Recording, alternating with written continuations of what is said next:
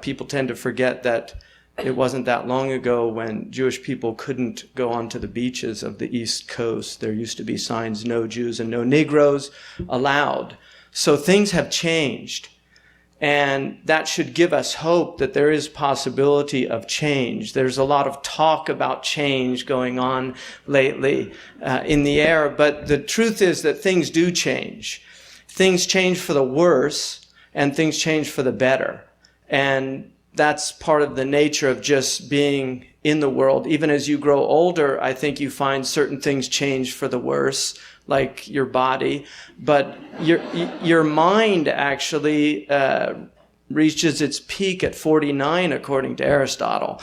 So for the young people in the audience, you have something to look forward to. If the lessons aren't making any sense right now, you might want to review those notes in about 25 years. I think today we're living at a time in which ideas that were the ideas of philosophers 1,000 or 2,000 years ago are actually becoming a currency amongst common people, which is quite stunning. The idea of racialism today is anathema in the United States in public discourse. It's very difficult for anybody. Your career is pretty much ended if you display public racism. Now, there are a lot of racists in the United States of America, and there are a lot of people that are not even aware of their racism. We've had sociological studies where they'll have a black person with a Harvard degree come in, and the white person interviewing them will change their syntax because there's an assumption that they just have to speak in a different way, and those people might consider themselves completely free of any racism, but there are embedded assumptions in worldviews and in the way we look at things. So they say that what happens on the East Coast today happened about 15 years ago on the West Coast. I don't know if that's true, but we're all driving hybrid cars. I don't know if they've gotten out here yet. That's one area that has really changed. The people during the Civil War, there were people in this country that justified racism biblically as well as rationally. They used arguments from Aristotle of natural slaves, that there are natural slaves in the world. Many of those people were actually religious people, Christian and Jewish leaders that argued that it was biblical, that there was a biblical basis. The South was a very Christian part of the country. In fact, the Confederacy could have been seen really as almost a fundamentalist army. I mean, these were really devout Christians, and they thought that slavery was a perfectly acceptable, biblically sanctioned way to engage with other people. But that is no longer the case, despite the fact that there's still racism in the South. People do not accept that idea of one person owning another person. So I think we have to be aware of that. That's quite extraordinary. Now, in terms of the misreading of history, I think, first of all, you have to read history before you can misread it. And I think, unfortunately, a lot of people do not know anything about the past. The past, for many people, is taken from Hollywood films.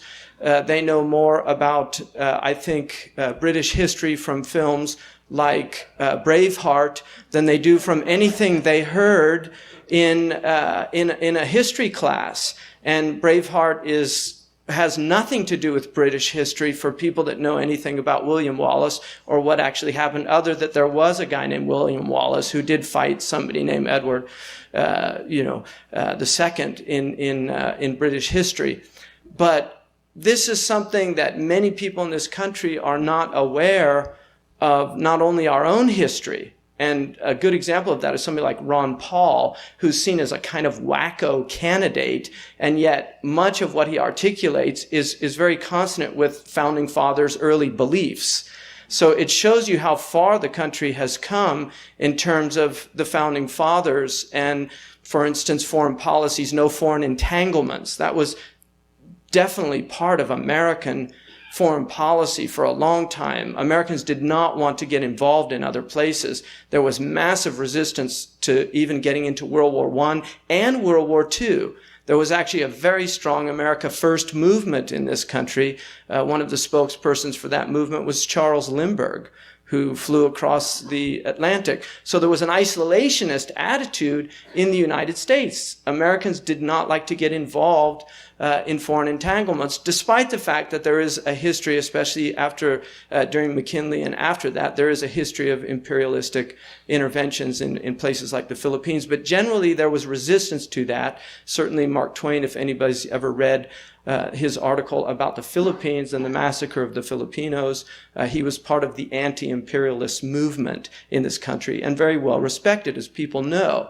One of his statements about which I think related to the Philippines, is that naked people have no rights in this world, meaning Aboriginal people. And he has his own racist remarks and things like that in his statements. But he was acting as an American. He's quintessentially American in his anti-imperialist attitudes. So the problem with this country and the way that we misread history, I think, is that we do have this master narrative. The Americans tend to see themselves as wearing white hats.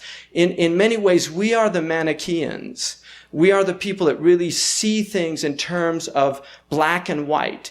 It's very difficult for us to perceive ourselves as the bad guy because it just doesn't go with the narrative that we were raised with. That was a view of that Americans had. Manifest destiny. God is with us. The cavalry charged and the Indians all fell. The cavalry charged and the Indians all died. But the country was young then, with God on our side. And this is a view that has been carried into the Middle East. This is a view that has been carried into Afghanistan and many other places. So it's hard for us to see that we have good intentions. And this is an argument that you'll hear, well, we have good intentions. So we're not really there about the oil. We're there to bring them democracy. Well, there's a lot of other countries in the world that don't have democracy that would have been a lot easier to bring democracy to as just sample case studies, just to show that we could do it. Like, for instance, Mali. Mali would give you no resistance at all. I've been to Mali. I guarantee you the Malians would love for the Americans to invade the country and build their infrastructure, drill wells for them so that they'd actually have potable water and their children didn't die from dysentery. Because I was just in West Africa and I was in a village there where the children are urinating blood because of the grit in the water. And so I'd like to see us bring just wells to Mauritania. Just wells, not democracy, just wells so that they can drink pure water. That's all. Because we spend billions watering our lawns. And that water's potable. Billions watering lawns, but we've got people dying from a lack of potable water all over the world. So these are the realities of our time. We like to see ourselves both in the past and in the present as sometimes very different from how we're viewed by others. And so it becomes very important to listen to the others so that perhaps you can hear something, because Imam Shafi'i, one of the great scholars of Islam, who was noted for his impeccable character, was once asked how he got such good character. He said, I listened to my critics and I took their criticism seriously.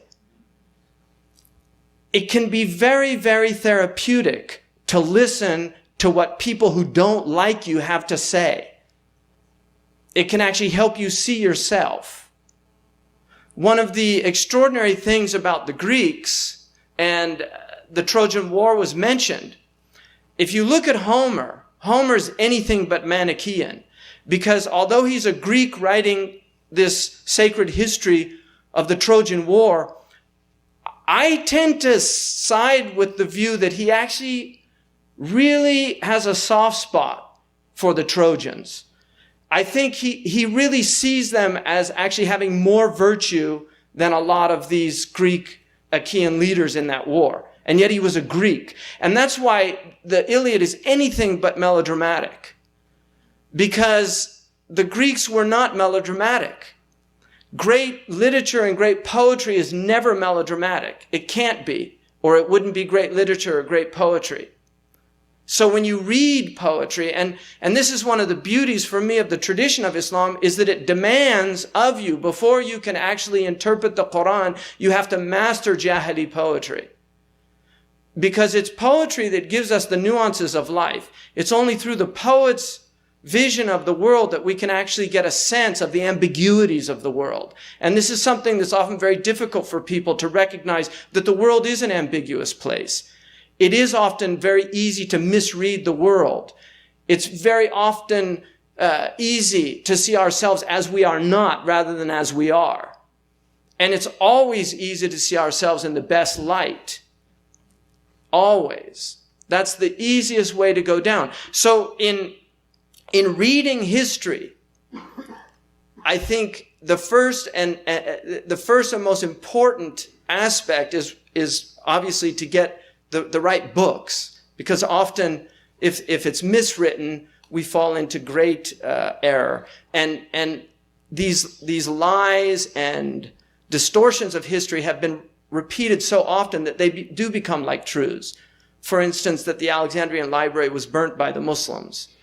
I even had a professor, even though I proved to him that it was not, and this was a professor of religious studies, I proved to him that it was not the case. He still told me, well, I like my version better. I mean, quite literally. And this is like Galileo makes fun of a group of churchmen where he shows them that the central nervous system was located in the brain and not the heart. And he shows them, and they remark that it's very interesting what you've demonstrated, and had not Aristotle said that it was centered in the heart, we'd have to agree with you. So this is one of the tragedies, that we have authorities that become like Moses bringing tablets in stone. If Bernard Lewis said it, it must be true, because he is the doyen of Middle Eastern studies. Nobody knows Middle Eastern studies better than he's fluent in Turkish and Arabic and Persian. And what do you say, O great master? O wise one, grand poobah of all who know of the Middle East, tell us what you see with your vast wisdom. Islam, something's gone wrong. We have to rectify it. The question that I would have as an American living in this country, not even as a Muslim American, as an American, is, what went wrong here? What went wrong here? Because when I grew up in this country, I had to get under a wooden desk out of fear of being bombed by the Russians with nuclear bombs, long before Osama bin Laden. Seriously. And this was not an axis of evil that was living in caves that didn't even have email. Because there's no, seriously, there's no, Osama, you've got mail. He's not up there in that cave, This was the Russian war machine. This was a real threat. And we were told, quick, get under your desks. When I was in third grade, I didn't realize that the little wooden desk would not protect me from a nuclear explosion. So why were they doing that to us? What was the purpose of that exercise? Create fear. I inherited from my great-grandmother, Lillian Cummings, who studied rhetoric in high school in Wichita Falls. And in that book, which she studied in 1882 by Alexander Bain, called Rhetoric, there's a section called The Emotions. She was 16 years old when she studied this section. And in that section, it had a couple paragraphs on fear. And it said, politicians will often use fear to deprive citizens of their civil liberties. This is why in a democracy, citizens must be vigilant and always be on guard against the use of fear. Because once a person enters into a state of fear, he's willing to surrender his common sense. Now, why aren't those books taught in our schools anymore? Really, why aren't they taught? Instead, Roosevelt said all we have to fear is fear itself. And we had a president that started orange alerts and red alerts. And are you afraid yet? That was actually a cover of Time magazine. It had the question, are you afraid yet? ? But when I was growing up, we had the Russian threat, and yet I never heard anybody talking about, should we torture Russian spies if we capture them to find out what they were doing? Should we have a Guantanamo Bay for Russian spies? I never heard that. It just wasn't part of America at that time. And that's why for me to be in this country and hear people talking about the torture question, when did it become a question? Because I thought that was a medieval concept that we've thrown off. I thought we transcended that. I thought human dignity, no matter what a person did, they were entitled to be protected in their body. That's what I thought this country was about. So what went wrong here? That's a question that I think Bernard Lewis needs to ask also. If he's going to ask what went wrong over there, which is a valid question, because things aren't so good over there. But are things really that good over here? Because we're rebuilding apparently Iraq and Afghanistan, and we haven't rebuilt New Orleans yet. We haven't rebuilt New Orleans yet, really. So we have to be able to perceive the world through the lens of nuance. We have to recognize that we're not living in a black and white world. There's not pure evil in this world and pure good. Human beings are an admixture of good and evil. It's our nature. All of us, whether you're Muslim, this is one of the extraordinary things about the world is it's so evenly distributed, good and evil. Really, it's quite extraordinary. And intelligence as well, the idea of superiority of races. Intelligence is very evenly distributed across the world. You can take people from the poorest countries in the world and take them as little children and put them in the most developed countries in the world. They learn very quick. They adapt. They learn all the same sciences, everything that people here are learning. They can do it. In fact, you can take a Bedouin where I lived in Mauritania. You can take a Bedouin and bring him here, and within 2 weeks, he'll know how to turn the switches on, flush the toilet, put the toast into the toaster, pop it out, open the refrigerator, pour the milk out, do the whole thing that all we do. But if you go over to where he lives, you'll die in 2 weeks. Seriously, you'll die. In 2 weeks, you'll be dead. So they can survive here, but we can't survive over there. We've got a lot to learn from the Aboriginal peoples because we might end up going back to no electricity, and it looks like it's all headed that eventually. Right? The polar ice caps are melting. All the water levels will go up, and all this electricity, you'll have water in the house get up to the level of the sockets, and that's it. Right? Florida, they won't have electricity there. They'll be on those stilted houses like they have in some of the South Asian countries. We're in a crisis, and I think everybody's aware of that. And the crisis is very deep, and there are no simple answers to this crisis, but we need to go deeper. And I want to use one example. We had a police acquittal, I think. Was it an acquittal? It was acquittal. 3 police officers shot somebody quite horribly 50 times. I mean, Ahmed Diallo, it was similar situation. But we also have to recognize, and this is something that the Buddhists are probably more adept at doing than most other traditions, we have to be able to get in to the skin of the other.